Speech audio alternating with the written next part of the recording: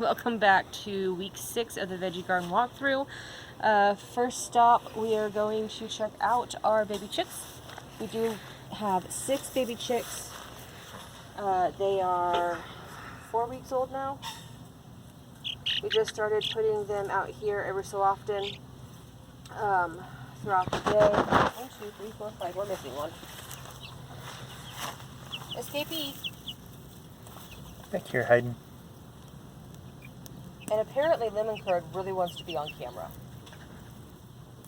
And Buckbeak.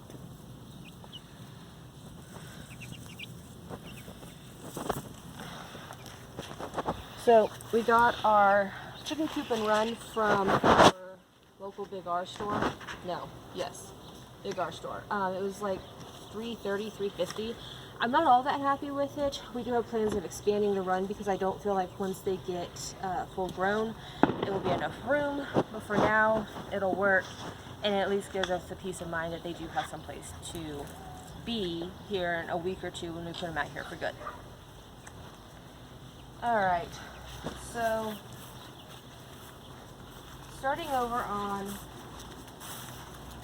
the east side of the garden, like we normally do. We still haven't harvested any more of the potatoes. We did go ahead and plant in the buckets we did harvest. Most of that is just weeds, but we do have another sweet potato vine that I'm hoping will go along the fence. And I am hoping for sweet potatoes from this one. We will see. This one, we planted some more of the purple potted pole beans like we did in the cottage garden. And then we planted some of them here as well. These potatoes are green enough still that I'm not too awful worried about it. I do have another sweet potato vine in that one, and then the last one, I just have a whole bunch of weeds. I didn't plant anything else in there yet. We did have russet potatoes coming up in that, and now they're not. So we wound up getting too much rain too quickly, I think. Alright, so moving on to the greens bed and our laundry hamper. The fenugreek and, oh, what are you? It's not feverfew. Well, anyway, the fenugreek and the gazanias are doing amazing, which they're not very pretty right now because it's dusk and they usually open in the mornings. Our tomatoes we've been trying to keep trimmed back. They are finally getting some of the flowers on them. Tomatoes are self-pollinating, so if for some reason, like we live in Kansas, so we have no issue with a breeze, at least, if not wind, shaking the plants and pollinating it. But if you have an issue with that, you can just come out and just shake the plant like this, or use like an electric toothbrush or whatever, and that just drops the pollen from one area to the next so that you get the tomatoes. Back here is some Swiss chard. There's some more Swiss chard. We actually just harvested some of this and made a salad for lunch. We had a grilled chicken salad. It was delicious. And then we have some cherry peppers, which are just barely getting flowers. There's just a few little bulbs here. And underneath that is some Tom Thumb lettuce and I don't know. I'm not sure what that is. I'll have to look that up. It might be zinnias for all I know. I harvested some of that though too. That's why it has this weird looking end on it.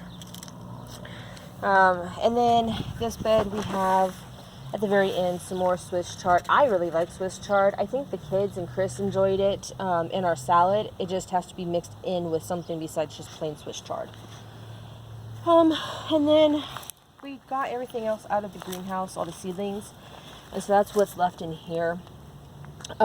We do have some Thai basil here. We have cumin. We have some dark oval basil, and then we have some feverfew. And then in there, we just dumped all of the cherry pits from. I remember when we had cherries last that we saved the pits from a while ago that we had stratified in the fridge.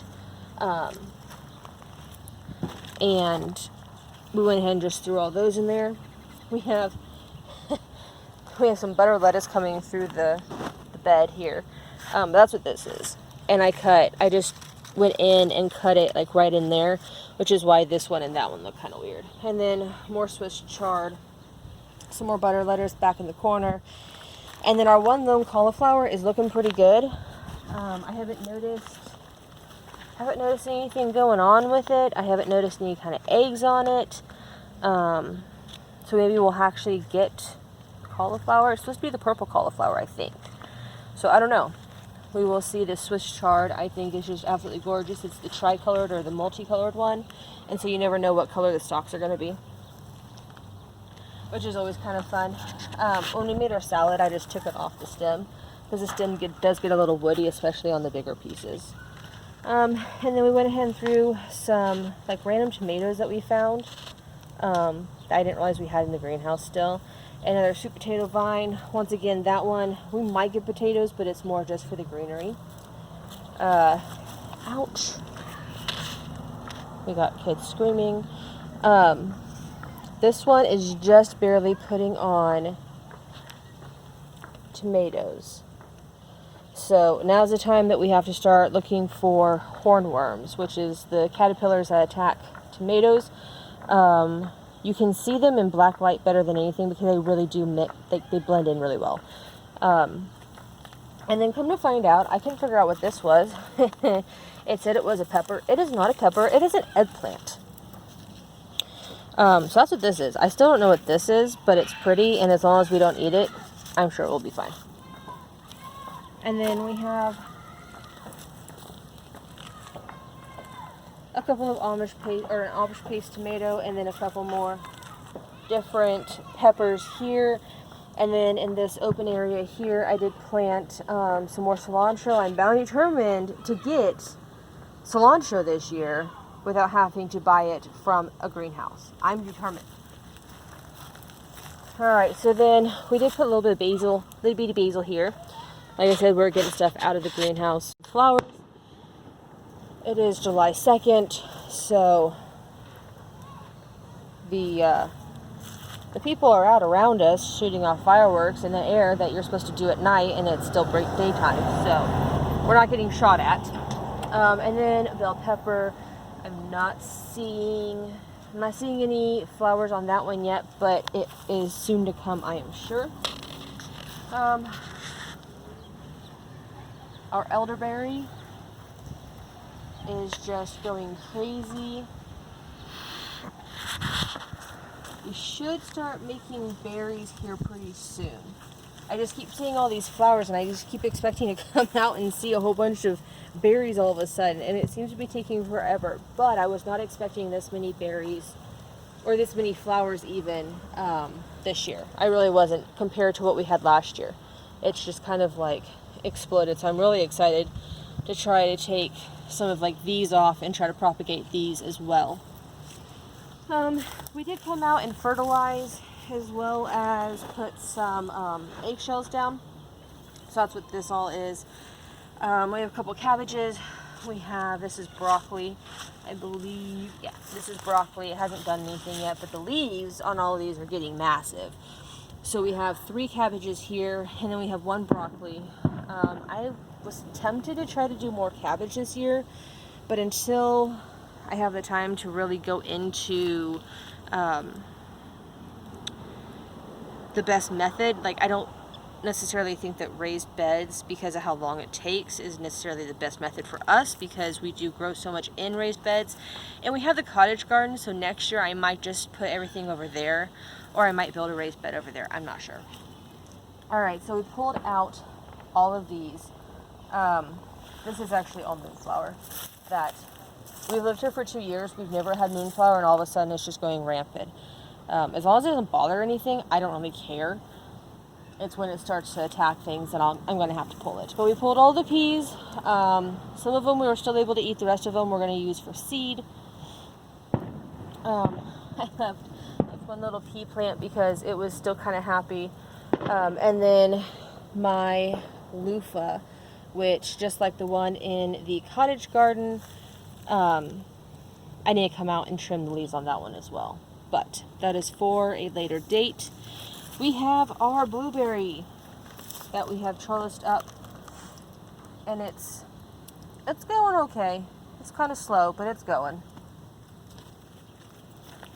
And then Bowen's, I need to pull this out, but Bowen's been coming out and getting blueberries off of this. This one also has the rust, so I'm not exactly sure. I'm just going to have to do some more research, but this daylili's getting ready to open, and it's a little bit different than the one over by the front of the house. So I'm excited because this one has a ton of blooms. And then these are starting to open. And these weren't even open yesterday when Bowen and I came out.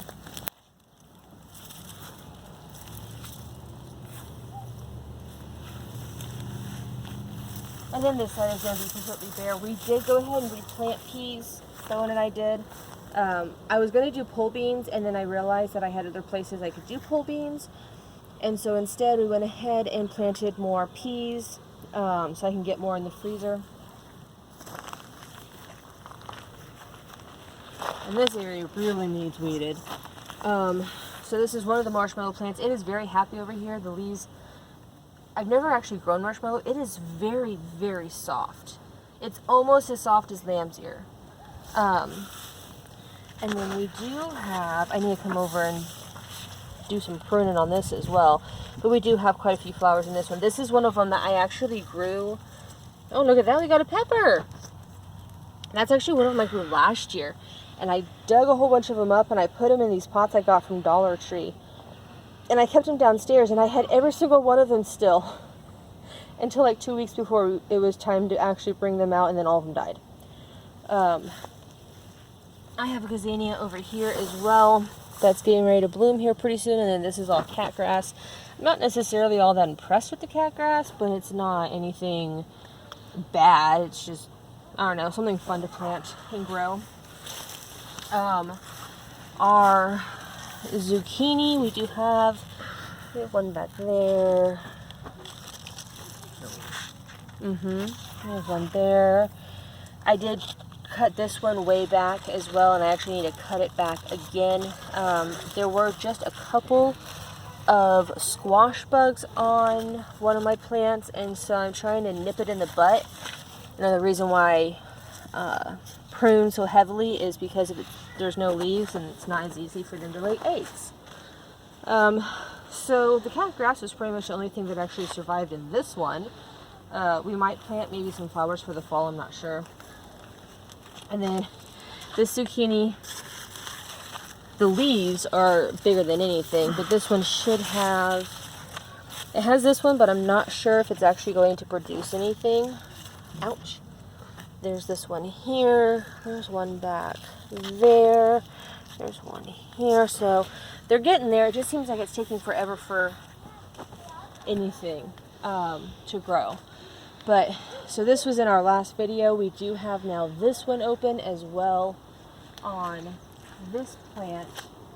And then some of the other ones around have just like little ones. This one's getting ready to open here pretty soon. Bowen and I realized that it was grasshoppers eating my artichokes. So we finally got them out here. We closed up the greenhouse because we don't need that open anymore for right now. We do have some sweet basil, but I think we got like 2 inches of rain the other night, and I think it got a little too much. So I'm hoping that these come back and they don't die on me. My sunflower farm is all coming to head and starting to open. All volunteer too. Yeah, and they are all volunteers. And then this, I'm not sure if it's going to wind up being a tomatillo plant or if it's going to wind up being a ground cherry plant. Either way, it was volunteer as well, and it's absolutely massive. So I'm excited to see what produces, because it's just absolutely full of blossoms. And then the rest of this is pretty much all onions. I do have my bitter bottle gourd. That was a volunteer from, I think, the compost that we had. Just like all the rest of my squash, I'm cutting back leaves left and right, trying to keep on top of any kind of squash bug issues. Let's see. So far, I haven't found any babies, but that don't mean nothing. That sounded healthy. Is this one? No, that looks like a male. So I don't know. It did just start producing flowers though, so usually, like I said before, they send out males first. And then we come into the jungle. So we have multiple sunflowers now, even though I said I was only going to keep the tall one. I'm pretty sure this is all sedge grass that we just haven't pulled yet. We have carrots. We pulled some carrots actually for our lunch today. Those are really, really good. I need to come out and get this bed done. It's one of the beds I just haven't worked on yet. But because of all of the weeds and all the carrots, my peppers aren't doing all that hot over here. Hot pepper. I did cut some of the greens off of the carrots, and we have those dehydrating. And I do have my first okra.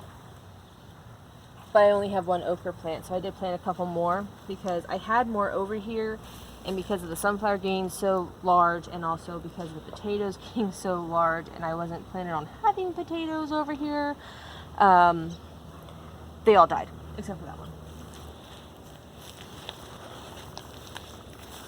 And then this gourd one, you're fine. This gourd one, I'm not seeing any babies on yet either. I did trim that one back quite a bit. And then this is supposed to be a spoon tomato, which is why they're all in clusters like this. They should have like little bitty cherry tomato size or grape size. And then we have more carrots with weeds over here that I need to get taken care of. But probably not this weekend because we're going to be gone.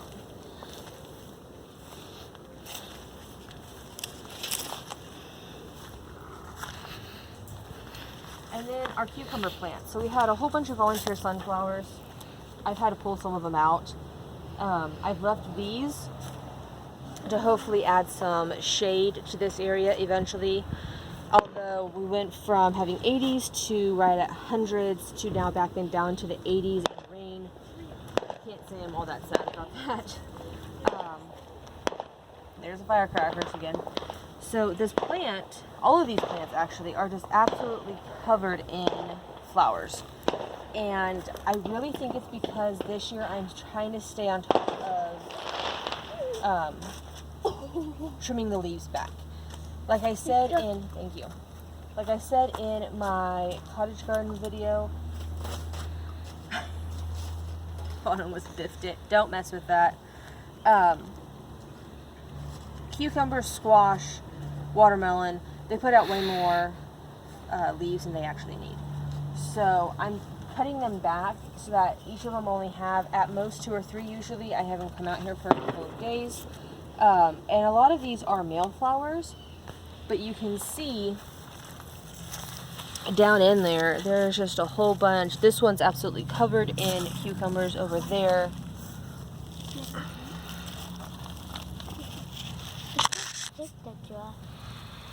And then back in here is just covered. So when they actually all come up, stop. When these actually all get fully grown, we're going to have plenty of cucumbers, which is good because these kids will eat cucumbers like they're growing out of style. There's a few more sunflowers coming up there. And then my favorite is back behind there. I don't know if Chris will be able to get it or not, but back behind there, underneath, there's a whole bunch of little bitty sunflowers coming up and have opened up on the stalk. I did finally get out here and get the strawberry bed weeded. We need to get it mulched, but at least I got it weeded. Asparagus over here is looking good. Like I said in previous video, I won't be harvesting any of my asparagus until at least next year, probably the year after. I might get a few stalks next year, but most of it needs to grow some more roots, basically. And then the last thing in our veggie garden walkthrough is going to be the grape. I did, like I said, take everything out of the greenhouse, so this is what's left. We got 2 inches of rain, so this was like all the way up here. I emptied that out. If these make it, we'll plant them. If they don't, I will throw them in the bucket of soil and we will use it for fall crops maybe. And then the last thing is our grape, which is nice and pretty green, especially with all of the rain. We finally gotten most of the weeds out from around it, so it's nice and happy. And that is it for the Veggie Garden walkthrough for July 2nd. I believe it's our 6th week. Stay tuned for a new update for the cottage garden walkthrough, and I will talk to you later.